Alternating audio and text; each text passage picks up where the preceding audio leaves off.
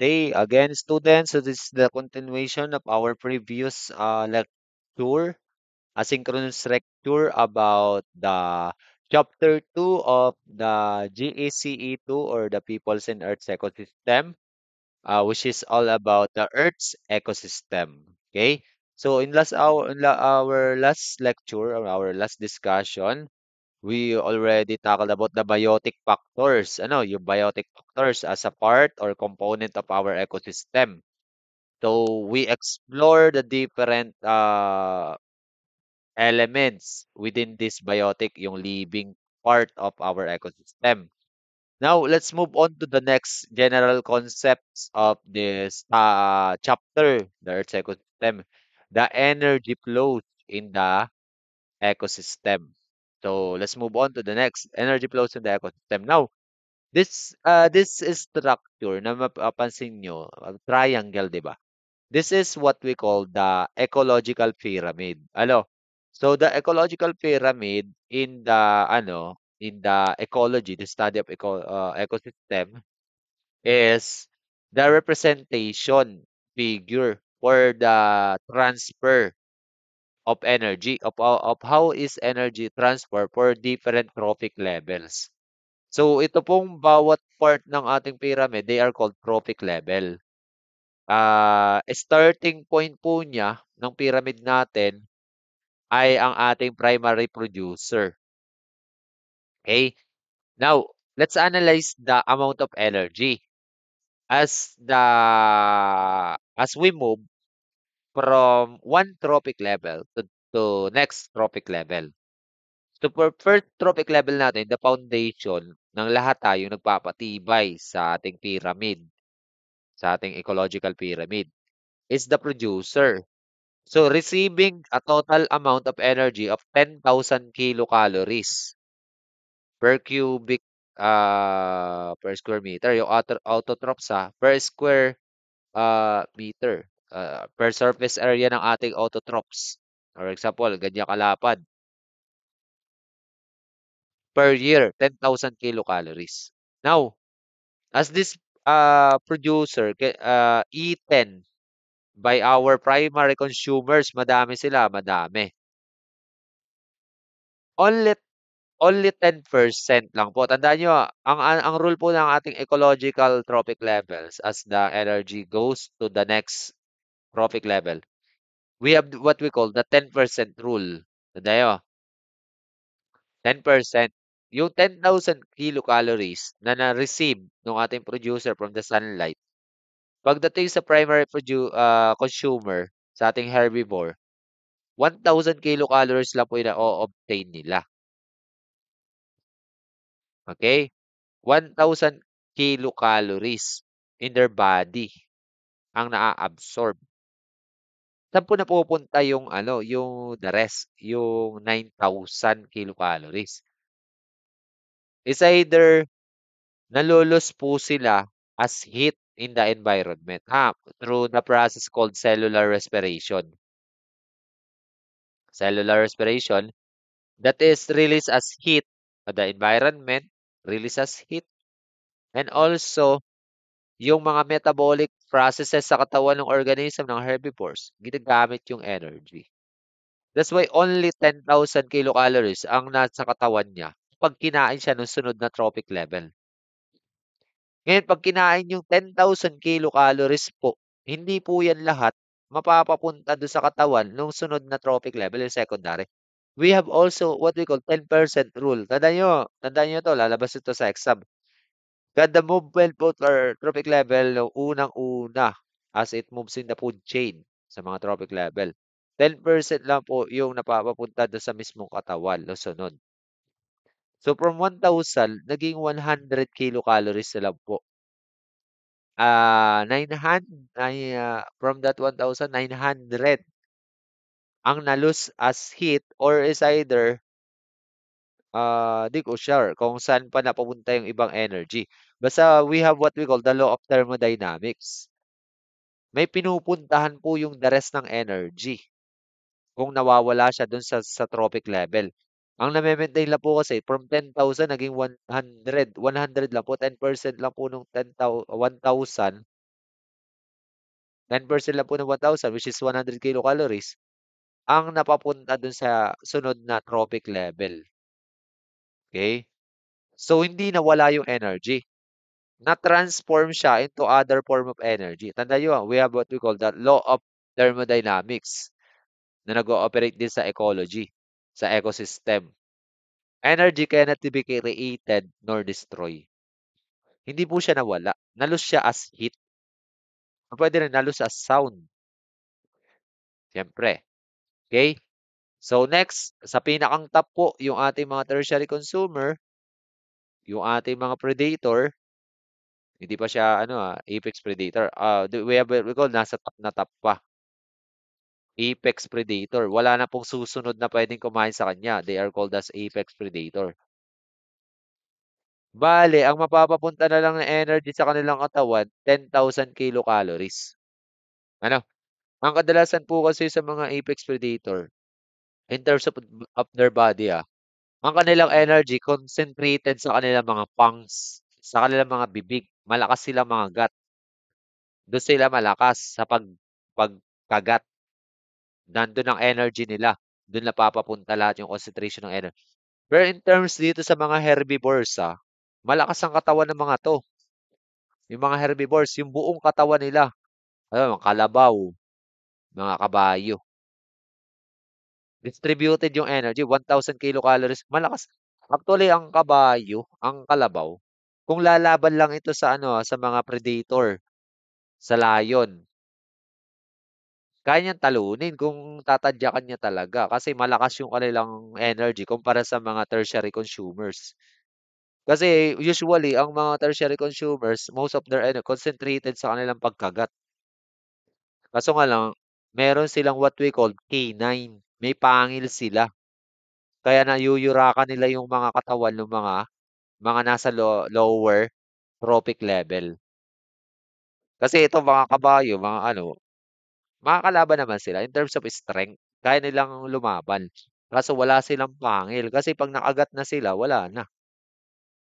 Kaya hindi porket malaki yung energy na natatanggap nitong mga nasa baba, yung mga primary consumer, kaya nilang tapatan yung mga kakaunti na lang ang energy na natatanggap ng mga tertiary consumer. Although this is what we call the ano 10% rule pagdating sa transfer of energy sa ating mga ecological o trophic level. And this is called ano ecological pyramid. Now, ang may pinakamaunti pong matatanggap siyempre yung ating mga decomposers.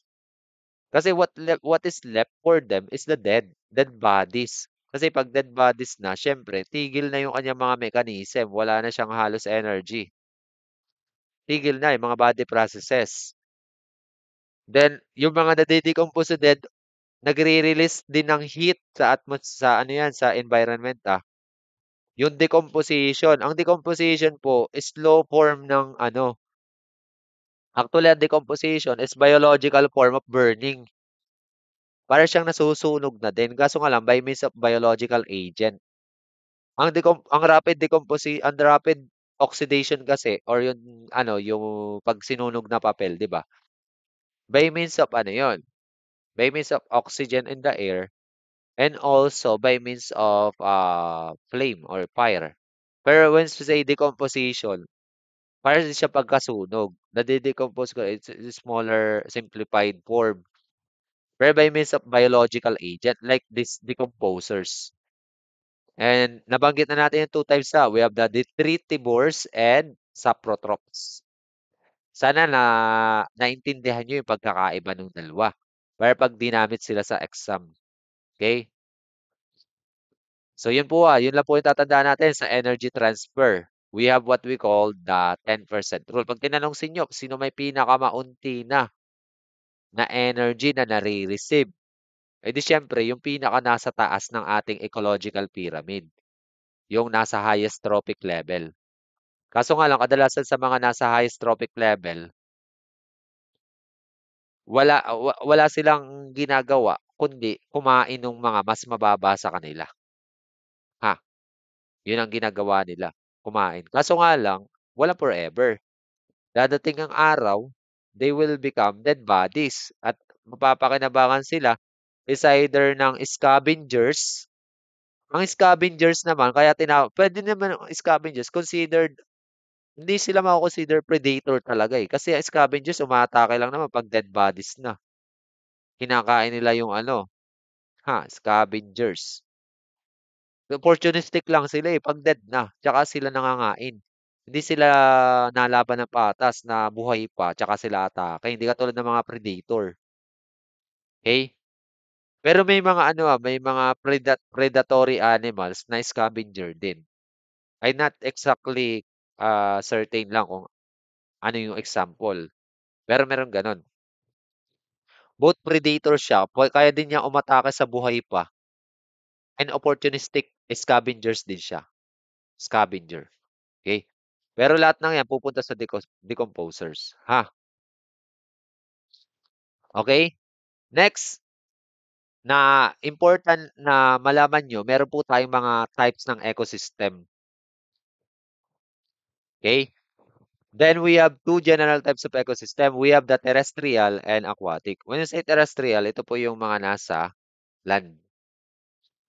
We have the desert, tundra, forest ecosystem, and also we have the grassland. And then sa aquatic, meron tayong dalawang division lang, freshwater and the marine ecosystem. Sa forest ecosystem natin, sa terrestrial natin, meron tayong forest, grassland, tundra, and desert. When you say forest, siya po yung pinaka-biologically diverse. Mataas po ang biodiversity ng forest. Kasi nga, usually sa mga tropical countries po sila matatagpuan kung saan lagi nadidiligan. Kung saan lagi may ulan, dun magubat. Kasi lagi nga nadidiligan. Okay?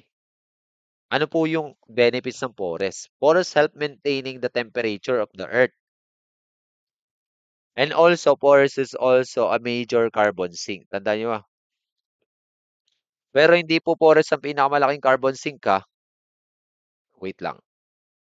Pero hindi po forest ang pinakamalaking carbon sink. Pag sinabing carbon sink area ng globe or area ng mundo kung saan doon inaabsorb ang carbon dioxide. Kumukuha sila ng carbon dioxide at yung carbon dioxide kino-convert nila into oxygen. Pero mas malaking carbon sink po, ang pinakamalaki pong carbon sink ay ocean. Kasi sa ocean maraming planktons at saka cyanobacteria, mga photosynthetic organism. Malawak ang ocean. Kita nyo, ilang percent ng Earth ang water at gaano kadaming planktons at saka meron doon para i-convert yung mga CO2 into oxygen. Okay? Next po na ating is grassland. Pag sinabing grassland, marami po sa kanila ay grass at saka herbs. Then ito po yung mga types ng grassland. We have what we call temperate and tsaka savanna grassland. Pag savanna grassland, may mga puno-puno na highly spaced. May malaking space in between. Pag sinabing savanna may encounter nyo rin naman yung savanna. Ang savanna po, may mga puno na highly spaced kung saan nape-penetrate ng sunlight ng mabuti. Hindi katulad ng forest. Pag tinawag na siyang forest, dikit-dikit ang mga puno. Hindi masyadong ma-penetrate na ng sunlight. Hindi katulad ng sabana, may malaking spaces in between yung mga puno. Usually sa Africa niyo makikita yung mga sabana. Then we have what we call savanna grasslands at saka temperate grasslands or tropical. Ang tropical grassland makatagpuan sa mga tropical countries. Okay? Then we have also tundra. Pag sinabing tundra, usually po dito sa sobrang lamig na mga lugar 'to, wala po siyang puno at covered with snow.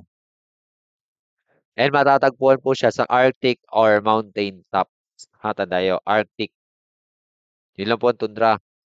No vegetation, walang puno, puro snow. Rainfall ay hindi masyadong nangyayari sa tundra. at saka nasa Arctic region ang mga tundra ecosystem. Tinawag po siyang ecosystem kasi hindi porket tundra ha, wala po tayong ano dito, biotic. Wala lang pong biotic factors na nakalagay dito sa ating picture ng tundra, pero meron po tayong mga biotic na meron sa tundra katulad ng mga polar bears at saka penguins. Yan. Yan po ang mga kadalasang biotic factors sa tundra. At siyempre, may mga microorganism din ang tundra. So, ecosystem din po siya. Ano? Ang nasa picture ko lang, wala akong pinakita ditong living things. Next, we have desert ecosystem. Ang desert ecosystem naman, distributed siya throughout the world.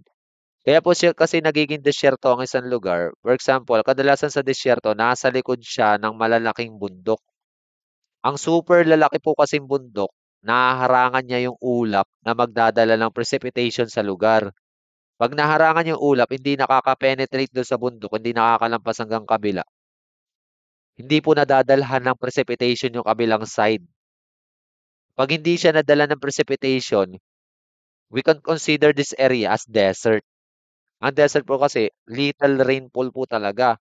Ito wala, hindi po siya katulad ng tundra, wala po silang yelo. Okay? Little rainfall or scarce vegetation. Now, pag tinanong sa inyo sa exam, what is the largest desert? Hindi po Sahara ang sagot. Antarctica. Kasi merong tayong two types of desert. Meron po tayong cold at saka hot desert. Ang mga cold desert po, katulad ng Antarctica, ay isa po siyang disyerto. Tundra din po kasi ang Antarctica, tas desert din siya. Kasi characteristic talaga ng desert, walang precipitation and walang vegetation. Meron po siyang scarce vegetation, pero ilan-ilan lang species ng plants na pwedeng mag-survive sa desert. Yun lang pong mga plants na nakakapag-conserve ng water kahit longer time na walang ulan. May malalaki silang bakyul katulad ng mga cactus. Tsaka mga plants na dinesign para sa very dry environment. Sa desert po, tandaan nyo ang days sa kanila ay hot, mainit, pero pagdating ng night, cold. Yun po yung desert. Next, terrestrial ecosystem.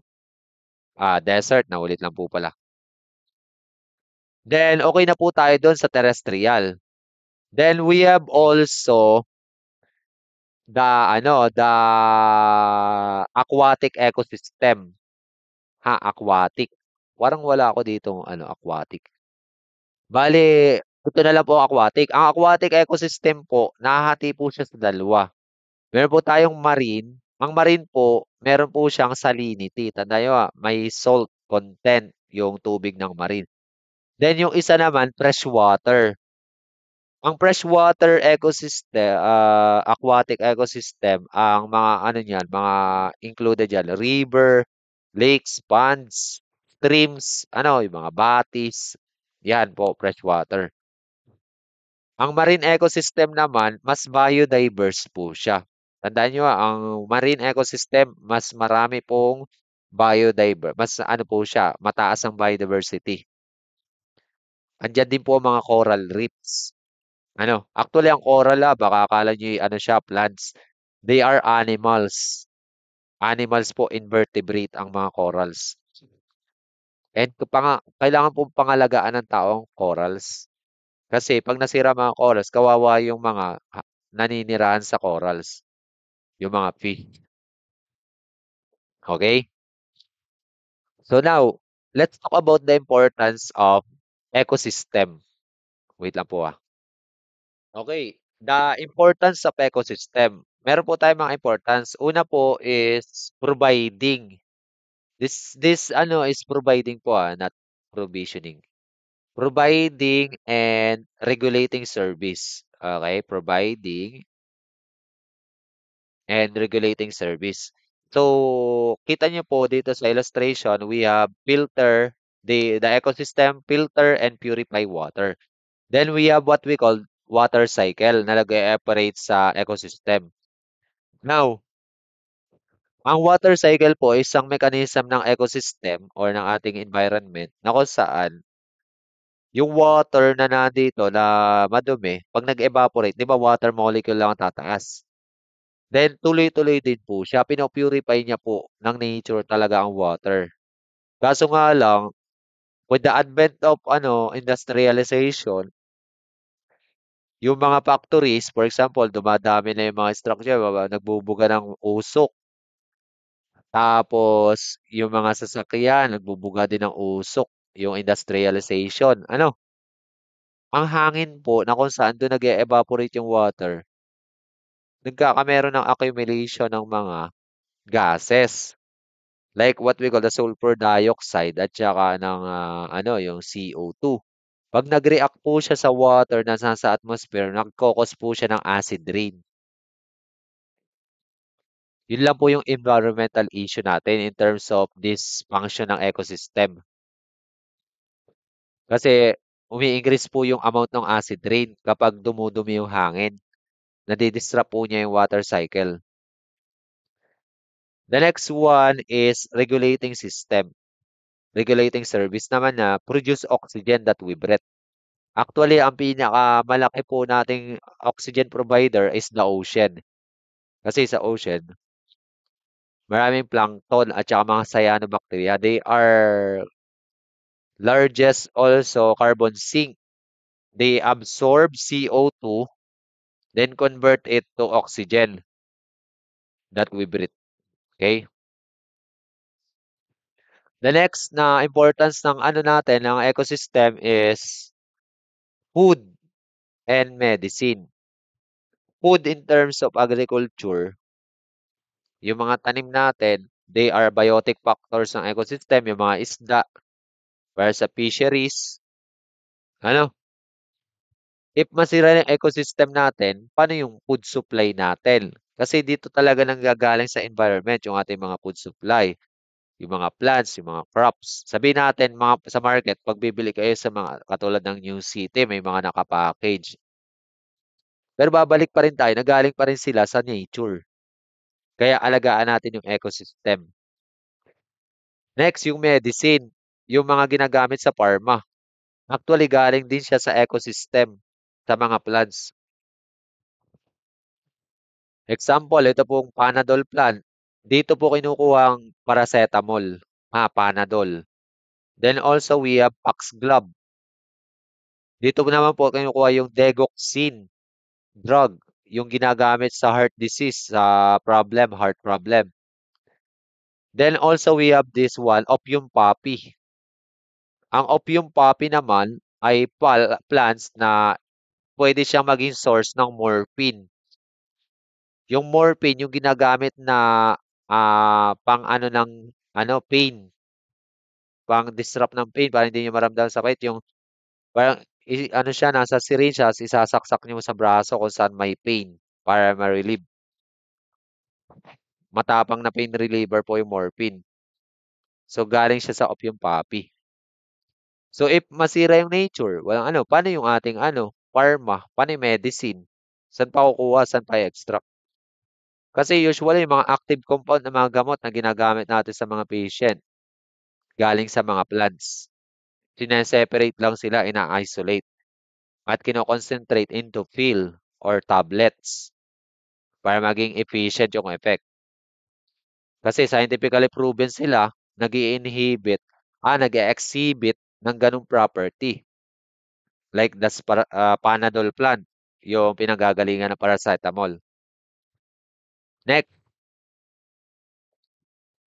ano po, yung ating largest carbon sink ocean. Na lang po. Ocean po because of that plankton. Okay? That is the largest carbon sink. Tanong ginagawa ng tao? Oo, may mga carbon sink nga tayo. Ano? Kaso ang tao, industrial revolution, industrialization, tayo naman, nag-i-increase naman tayo ng CO2 sa atmosphere. Yung carbon emission, tumataas habang umaangat yung status ng society. Kasi nga usually yung mga bini-build na ano natin structure ay hindi environmental friendly. Kadalasan nagre-release ng nakakasirang hangin or nakakasirang byproduct para sa ecosystem. And one of the greatest culprit ng problema natin ngayon sa climate change is yung increase ng CO2 emission dahil sa mga gumagamit ng fossil fuels. So, aside from that, ini-increase na nga natin yung CO2 emission,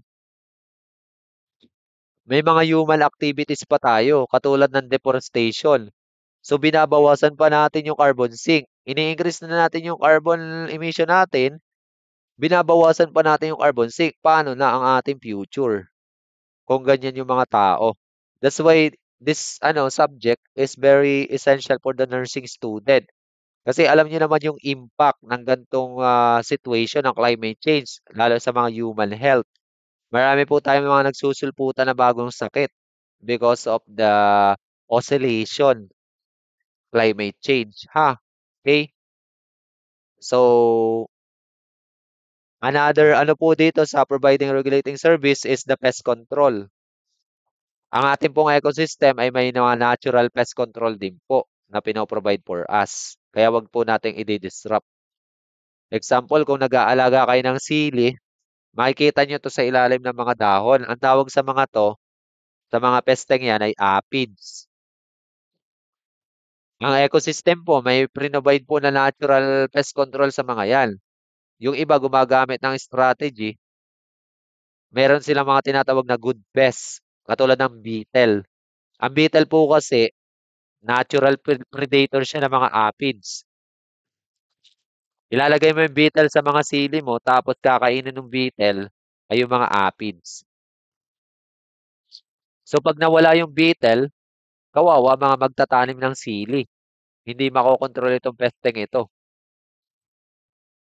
Next, pollinators din po ang ating ecosystem para sa ating agriculture. Kasi hindi ka rin makakapagpabunga kung wala yung mga pollinators, yung mga magta-transfer ng ng male na gamits papunta sa female para magbunga po. For example, yung ampalaya, meron po siyang male at saka female. Kailangan po matransfer yung sa male papunta sa female para magkabunga yung ampalaya mo. Ganon din po sa papaya. Kailangan natin ng pollinator. Eh ngayon, kung disrupted yung nature, paano na yung production ng ating agriculture kung pati mga pollinator ay lumalayo sa lugar dahil madumi nga yung hangin. Disrupted din po yung agriculture. Mahina rin ang production ng bunga ng mga ano. Kapag itong mga natural pollinator natin ay lumalayo sa lugar dahil sinisira nga ng tao yung mga habitat nila. And the other thing na benefits natin, katulad ngayon, may bagyo. Natural hazard protection din po natin ang ating ecosystem. Katulad kung ang bahay mo ay maraming puno sa paligid, wag naman yung tutok yung puno sa bahay mo kasi baka maging ano rin siya, hazard din sa bahay mo kasi pag bumagsak yung puno. Medyo napapalibutan ka ng malalaki, mga puno, mga niyog, basag yung hangin. Hindi dumedirekta yung malakas na hangin sa inyong bahay. Pero hindi gano'n kalapit dapat ang mga puno, dapat kunyari ito yung puno, tapos ito yung bahay niyo, medyo lalayuan lang din yung puno. Hindi yung tutok na pagka bumigay yung puno, bagsak pa sa bahay niyo, delikado din yun. Kailangan napapalibutan ka ng mas maanong puno, pero may distansya na proper do'n sa bahay niyo. Then also yung landslide, very occurring siya sa mga lugar na may nagaganap na deforestation at kaingin. Kung ika'y nakatira sa gilid ng bundok tapos may nagkakaingin diyan at deforestation, nasa risk kayo ng landslide. Kaya ano kayo, maging mapagmatyag. Kung gusto mo makatulong, kung hindi ka rin naman natatakot, pwede mo namang i-report yung mga nakikita mong nagkakandak ng pagputol ng puno or deforestation diyan sa lugar nyo or ano, kung concerned ka lang kasi kayo rin ang mapupurwisyo kung kayo nasa gilid ng bundok. Okay? So, para po sa ano, pinaka-summary nung ating ano, ah, pinakang ano ng ating ano, ah, function ng ating ecosystem, yung benefits, importance. So, ito po yung other information. Yan, nutrient cycling, yung habitat, siya po ay tirahan, cultural and aesthetic value. Meron po tayong tourist spot kasi maganda yung ecological, pwede po siyang recreational space. Ha, preserve po, 'pag nape-preserve yung lugar, pinupuntahan po siya ng mga tourist. Magiging source of income pa. So that's why dapat inaalagaan natin yung mga lugar na magaganda pa. Katulad sa Puerto Galera, yung mga scuba diving site. Kaya marine protected dapat yung mga lugar na gano'n kasi pinupunta siya ng mga ano, tourist. Okay? Then also energy flow sa ecosystem, stability, mine-maintain din po ng ecosystem yung balance. I-protected din natin yung mga tao. Tayo po kasi ang ano talaga dito. Tayo ang pwedeng makapagsalba, tayo din ang makapagsira. Nasa sa atin. Nasa programa ng ating mga nasa taas kung paano ipoprotect ang ating mga ecosystem. Kasi kita nyo naman yung importance. Yung mga importance na yan, mawawala yan kapag tayong mga tao, hindi tayo naging marunong sa environment. Hindi natin siya pinangalagaan. Kahit ikaw na estudyante, yung simple lang na ano, may tutulong mo. Kung malapit yung mga pupunta mo, maglakad ka na lang. Huwag ka nang ano, huwag ka nang mag ano ng mga bumubuga ng ano, usok. Kung malapit din lang, ayan, mga ano lang bahay mo, pwede kang ano, makatulong. And pwede ka rin, kunyari, professional ka na. Hindi naman sa inaano ka, dinidiktangan. Pero kung gusto mo makatulong sa environment, mag-e-bike ka na lang muna. Ano, wag kang ano, wag ka agad bibili ng four wheels na may mga usok na ano ha. Hindi yung pagka meron ka ng ano, four wheels agad tapos may usok. Dagdag ka na naman sa carbon footprint. Dagdag ka na naman sa carbon emission. O mag-e-bike muna, e-bike. Kung maaari, maglakad, mag-bike na lang. Okay? Hindi naman sa inaano kita, pero if ever lang natatalab sa itong subject na to. Kung tumalab sa'yo, i-apply mo, tutulong ka sa ating future, sa mga future generation. Yun lang ang pwedeng magawa mo. Ang isa sa pwedeng, or lumaho ka sa mga tree planting activities. Tree planting activities, maganda yon. Okay? So para sa function ng ating ano ecosystem, ito po yung mga statement. Madami. Screenshot mo na lang or aralin mo nga pag sinend ko yung PDF nito. Okay? Screenshot mo na lang to. Yan po yung general function ng ecosystem. Okay? So, that's all po dito sa ating chapter 2. Sorry kung puro sermon ang nangyari sa ating chapter 2. Pero medyo nakakaano rin kasi ang mga tao, nakakagalit din kasi yung mga ano talaga, walang pakialam sa environment. Okay? So that's all for this video. I hope ay maging ano kayo, mga nursing student, maging agent of change para kung paano natin itatrato yung ating mga parte ng kalikasan. If may mga tanong po tayo, pwede po tayo mag-PM sa Messenger or mag-comment kayo dito sa YouTube para maging recitation nyo yung tanong pag nagustuhan ko yung tanong nyo. Ano? That's all for this video and God bless. Ready po tayo sa quiz number 2 ha, next meeting.